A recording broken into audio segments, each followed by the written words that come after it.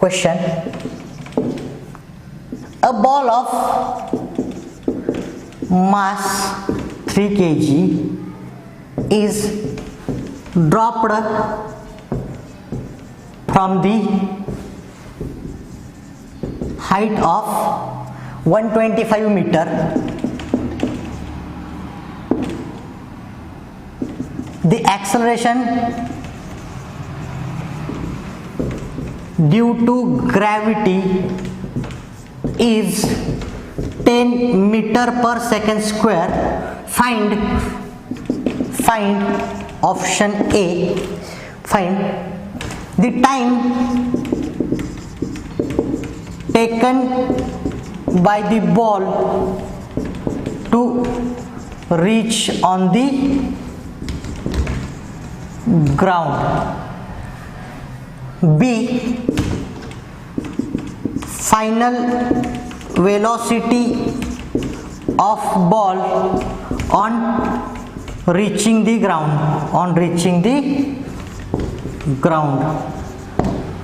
आणि C,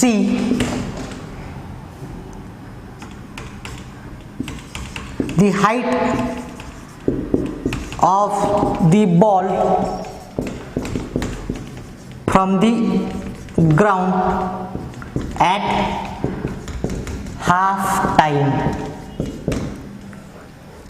म्हणजे काय हो, हा एक सिंपली प्रश्न आहे, उदाहरण आहे काय हो, अ ball of mass 3 kg is dropped from the height of 125 meter. The acceleration due to gravity is 10 meter per second square. Find the time taken by the ball to reach on the ground. Final velocity of ball on reaching the ground. The height of ball from the ground at half time.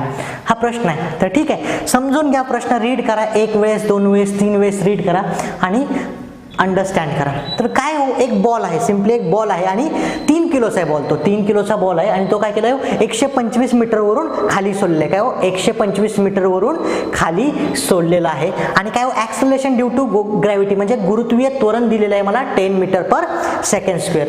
आणि प्रश्न काय विचारले, म्हणजे तुम्हाला first of all हा प्रश्न समजला का, किंवा स्टेटमेंट जे आहे ते समजलं का हो, एक 3 किलोचा बॉल आहे आणि तो काय केला हो, 125 मीटरवरून खाली सोडलेला आहे. राईट. मग प्रश्न काय, the time taken by the ball to reach the ground. ह्या बॉलला ग्राउंडवरती पोहोचण्यासाठी किती वेळ लागेल, हा पहिला प्रश्न आहे. या बॉलला ग्राउंडवरती पोहोचण्यासाठी किती वेळ लागेल. दुसरा प्रश्न काय, final velocity of ball on reaching the ground. Ground पर्यंत पोहोचतोय बॉल, तोपर्यंत त्याची अंतिम गती काय असणार आहे हे विचारलेलं आहे. राईट. आणि तिसरा क्वेश्चन आहे, the height of ball from the ground at half time. Ground पासून बॉलची हाईट किती असेल, अर्ध्या वेळेपर्यंत. म्हणजे अर्धा वेळा झाला म्हणजे बॉल सोडल्यानंतर अर्ध्या वेळेमध्ये त्याची उंची किती असेल ग्राउंड पासून, म्हणजे अर्ध्या वेळेस उंची किती असेल. राईट. हे 3 प्रश्न आहेत, सिम्पली आपल्याला हे सॉल्व्ह करायचे. मग काय हो, ज्यावेळेस तुम्हाला हा क्वेश्चन देतील, तुम्ही क्वेश्चन पेपर ज्यामध्ये हा क्वेश्चन असेल त्यावेळेस काय करणार आहे, सिम्पली आन्सर शीटमध्ये फर्स्ट गिवन डेटा नोट करणार आहे. कोणताही क्वेश्चन असेल तर तुम्ही काय करणार, अगोदर जे दिलेला डेटा आहे तो नोट करणार आहे. बरोबर आहे का, दिलेली माहिती काय आहे हे नोट करून घेणार. हे ॲक्च्युली मी रफ करून टाकतो, तुमच्या नोटबुकमध्ये हा नोट करा, कारण माझ्याकडे जागा नाही याच्यामध्ये. ठीक आहे. फर्स्ट काय करा, गिवन डेटा नोट करा. First given data. मग काय हो, गिवन डेटा काय आहे, गिवन डेटा फर्स्ट काय दिलेलं मला, a ball of mass kg is dropped from the height of 125 metre. एक बॉल आहे, ठीक आहे, आणि याचा मास किती आहे, 3 kgचा हा बॉल आहे. बरोबर आहे का, 3 किलोचा बॉल आहे आणि तो 125 मीटर हाईट वरून ग्राउंड वरती सोडलेला आहे. म्हणजे ही जी हाईट आहे ती किती असणार आहे हो, 125 मीटर. बरोबर आहे का, 3 किलोचा बॉल आणि 125 मीटर हाईट असणार आहे. बरोबर आहे का. आणि काय, acceleration due to gravity is 10 metre per second square. लक्ष द्या, डाऊनवर्ड मोशन आहे. Acceleration due to gravity, G ची व्हॅल्यू काय असणार आहे हो, पॉझिटिव्ह असणार आहे. आणि काय दिली हो, 10 मीटर पर सेकंड स्क्वेअर. बरोबर आहे का, जी ची व्हॅल्यू काय असणार आहे, धन असणार आहे, कारण डाऊनवर्ड मोशन आहे. बरोबर आहे का. राईट. आणि काय हो, मला सांगतो बॉल इथून मी खाली सोडलेला आहे ग्राउंड वरती, म्हणजे इनिशियल वेलोसिटी काय असणार आहे, सुरुवातीचा वेग 0 असणार आहे. आपण बघितलेलं आहे, आठवतंय का. म्हणजे या माहितीनुसार आपण काय सांगितलं, बॉलचं मास किती आहे हो, 3 किलो आहे. हाईट किती आहे हो, 125 मीटर आहे. म्हणजे डिस्टन्स म्हणतो मी, येस म्हणतो डिस्टन्सला. बरोबर आहे. बरोबर आहे ना. आणि त्यानंतर जी ची व्हॅल्यू पॉझिटिव्ह आहे, किती दिले हो 10 मीटर पर सेकंड स्क्वेअर. हे म्हणजे गिवन डेटा आहे. म्हणजे गिवन डेटामध्ये आपण नोट करू काय हो, गिवन डेटामध्ये फर्स्ट हा काय मास 3 किलो. एम म्हणजे काय असणार, मासला काय म्हणतो आपण एम ने डिनोट करतो. म्हणजे एम किती असणार, मास ऑफ बॉल सिम्पली म्हणा mass of ball, mass of ball m is equal to 3 kg right. Second काय हो, distance of ball from the ground किंवा हाईट ऑफ बॉल म्हणा simply height of ball, height of ball, height of ball. Height म्हणजे काय असणार, distance simply ज्याला आपण S ने डिनोट करतो, मासला एम ने, याला एस ने. एस इज इक्वल टू किती असणार सिम्पली 125 मीटर. बरोबर आहे का, 125 मीटर.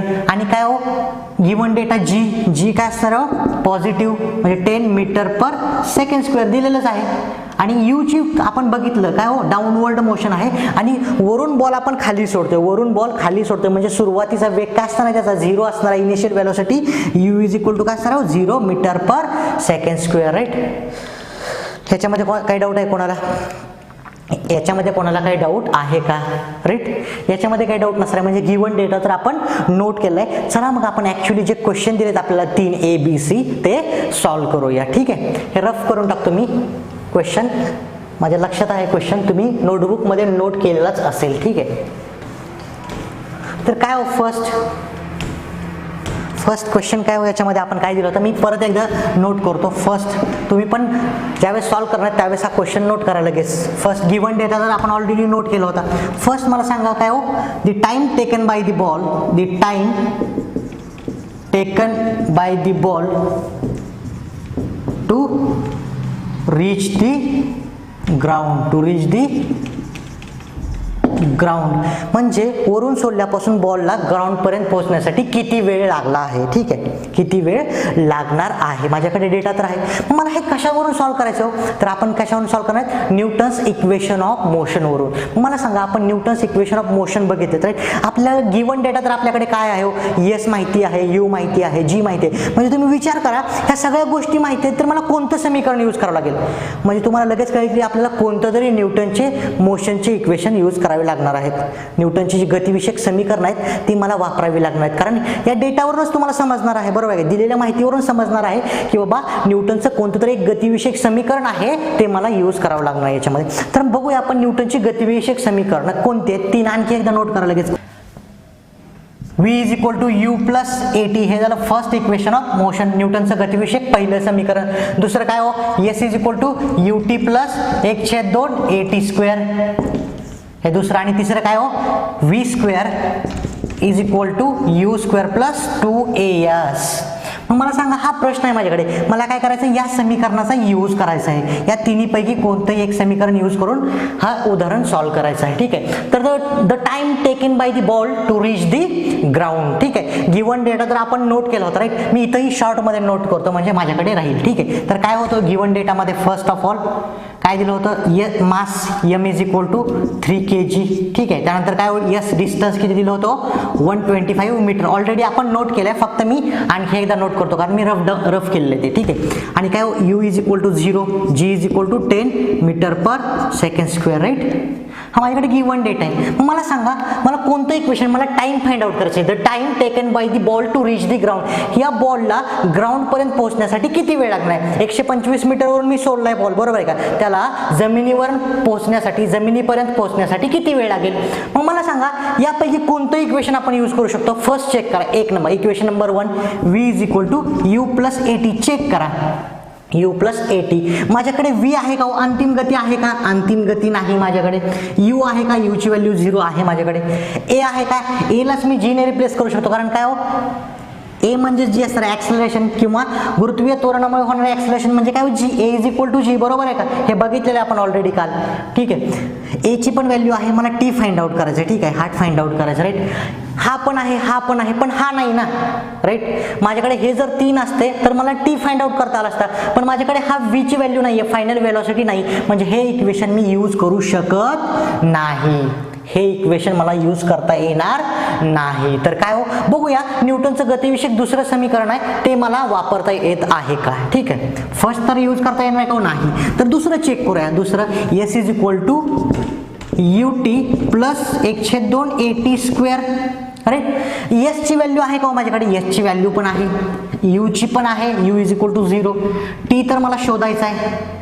ए ची पण व्हॅल्यू माझ्याकडे आहे, a is equal to g is equal to 10 metre per second square. आणि टी ची तर मला व्हॅल्यू शोधायची आहे. म्हणजे काय हो, माझ्याकडे एस आहे, यू आहे, ए आहे, मला टी तर शोधायचं आहे. म्हणजे हे समीकरण मी वापरू शकतो, हे समीकरण मी वापरू शकतो. राईट. म्हणजे लगेच नोट करा, by using Newton's second equation of motion किंवा according to the Newton's second equation of motion.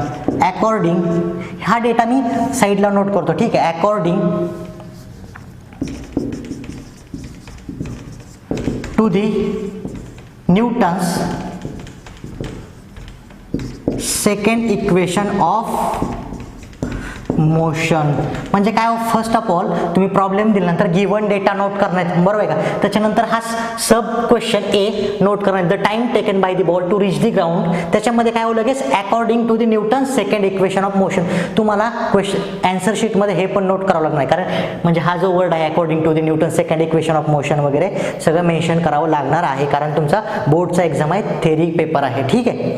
According to the Newton second equation of motion काय हो, S is equal to u t plus 102 AT square.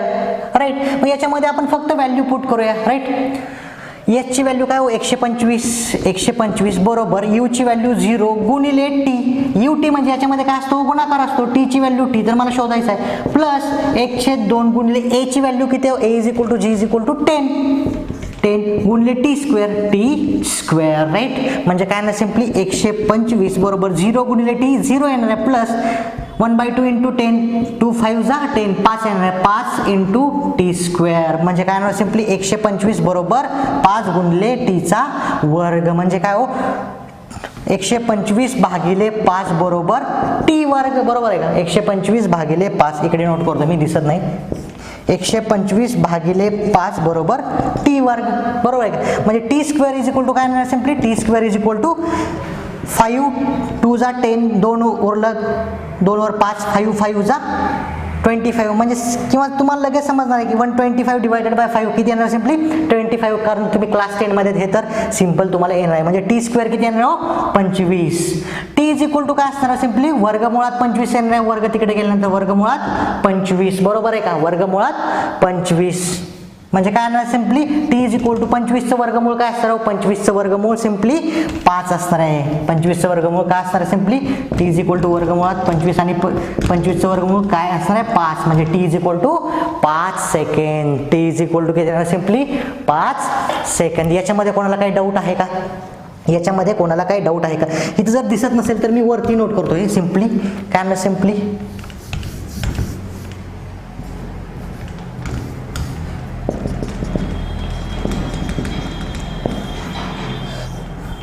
125 is equal to t square. म्हणजे T square is equal to किती येणार, simply 25. T is equal to वर्गमुळात 25 म्हणजे T is equal to 5 second. Right. म्हणजे काय ना, simply the time taken by the ball to reach the ground is 5 second. हे पण तुम्हाला नोट करावं लागणार आहे. म्हणजे फायनली तुम्ही एक स्टेटमेंट पण नोट करणार, सिम्पली काय हो, बॉलला जमिनीपर्यंत पोहोचण्यासाठी 5 सेकंदाचा वेळ लागणार आहे. The time taken by the ball to reach on the ground is 5 second. लगेच खाली नोट पण करा सिम्पली काय, the time taken by the ball to reach on the ground is 5 second. ठीक आहे. नेक्स्ट बघूया मग आपण second of b. Question number b काय आहे ते. क्वेश्चन नंबर बी काय हो, question number b, final velocity of ball on reaching the ground. बॉलला जमिनीपर्यंत जोपर्यंत पोहोचतोय तोपर्यंत त्याची अंतिम गती काय असणार आहे. ठीक आहे. हे इक्वेशन रफ नका करू, मी साईडला फक्त नोट करतो. तुम्हाला हे नोट करत बसायची गरज नाही. 3 इक्वेशन फक्त ज्यावेळेस क्वेश्चन असेल तर तुम्ही कोणतं इक्वेशन यूज केले ते तुम्ही फक्त लिहिणार आहेत.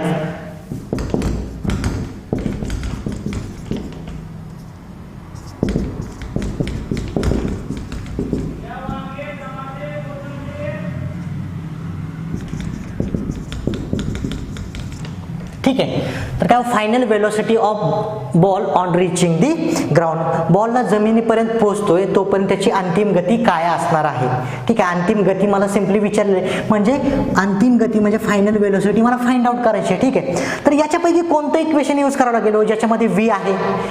हा इक्वेशन नंबर 1, याच्यामध्ये पण v आहे, इक्वेशन नंबर 2 मध्ये नाही, इक्वेशन नंबर 3 मध्ये आहे. ठीक आहे, म्हणजे इक्वेशन नंबर 1 मी यूज करू शकतो, v is equal to u plus at.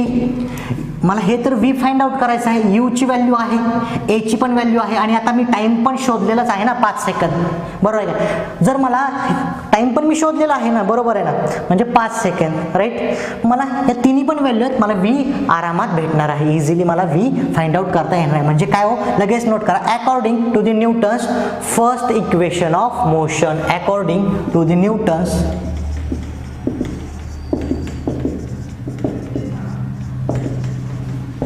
first equation of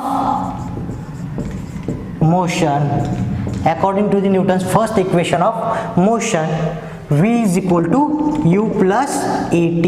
u ची काय व्हॅल्यू 0 प्लस a ची काय हो 10 metre per second square, a is equal to g सांगितलेलं मी, इंटू t ची व्हॅल्यू काय हो 5 सेकंड, म्हणजे काय ना simply 50 metre per second. Velocity काय असणार हो, मीटर पर सेकंड. याच्यामध्ये कोणाला काही डाऊट, याच्यामध्ये कोणाला काहीच डाऊट नसणार आहे, बरोबर आहे का.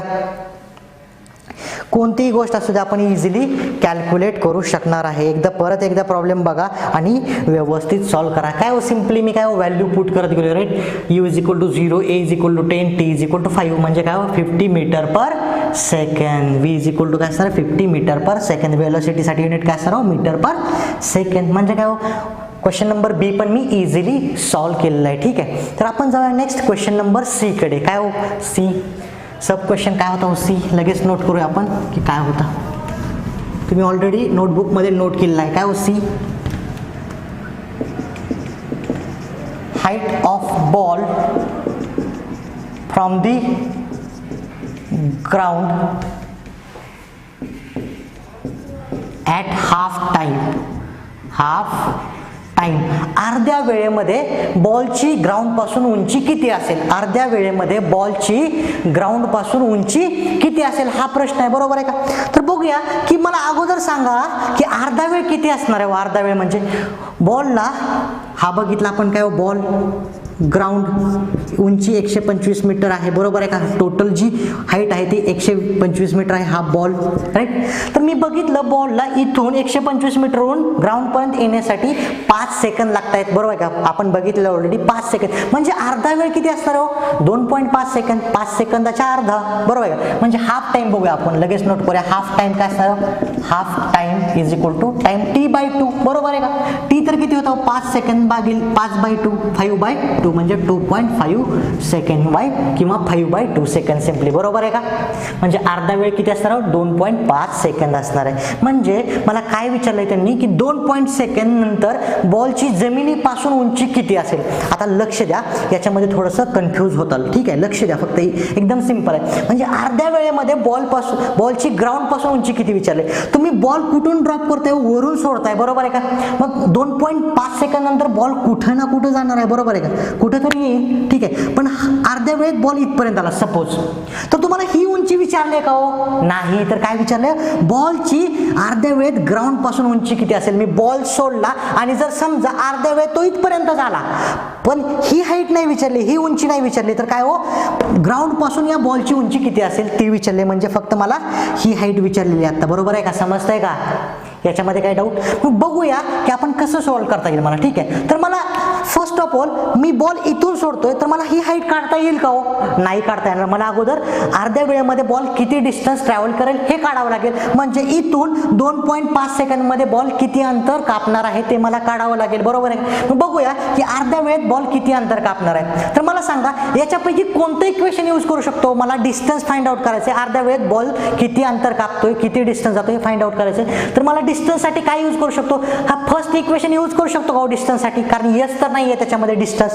सेकंड पण यूज करू शकतो आणि थर्ड पण यूज करू शकतो, बरोबर आहे का? कारण v ची व्हॅल्यू माहिती आहे, u ची माहिती आहे, a आहे, s पण माहिती आहे. हे पण यूज करू शकतो आणि हे पण यूज करू शकतो. कोणतं यूज करा, बेटर आहे की s is equal to use केलेलं बरं. s is equal to ut plus half at square, right? कारण नाही, मला तर खरं तर हेच यूज करावं लागेल, कारण मला याच्यामध्ये टाइम पण आहे, बरोबर आहे? कारण टाइम 2.5 सेकंद मला माहिती आहे, मला हेच यूज करावं लागणार आहे. s इज इक्वल टू काय म्हणणार, फक्त सिम्पली येस. लगेच नोट करा, according to the Newton's second equation of motion s is equal to ut plus half at square. Yes तर मला फाइंड आउट करायचं आहे. तुम्ही म्हणाल यस तर 125 मीटर आहे, दिला होता आपण डेटामध्ये पण लिहिलाय, पण मला आता हा फक्त हाईट करायची असेल, न्यू हाईट. किंवा तुम्हाला जर वाटत असेल, कन्फ्यूज होत असेल तर यस डॅश पण म्हणा, राईट? न्यू हाईट ही मला फाइंड आउट करायची, बरोबर आहे? यस इज इक्वल टू किती, सिम्पली ut, u ची व्हॅल्यू 0, t ची व्हॅल्यू काय हो 2.5 किंवा 5/2 म्हणतो सिम्पली मी कॅल्क्युलेशनसाठी, प्लस 1/2 गुणिले a ची व्हॅल्यू 10 इंटू t म्हणजे काय, 2.5 चा स्क्वेअर करण्यापेक्षा मी 5/2 चा स्क्वेअर करतो, मला सोपं जाणार आहे 5/2 चा स्क्वेअर, बरोबर आहे? काय डाऊट आहे याच्यामध्ये? म्हणजे वरती नोट करतो इथं, ठीक आहे?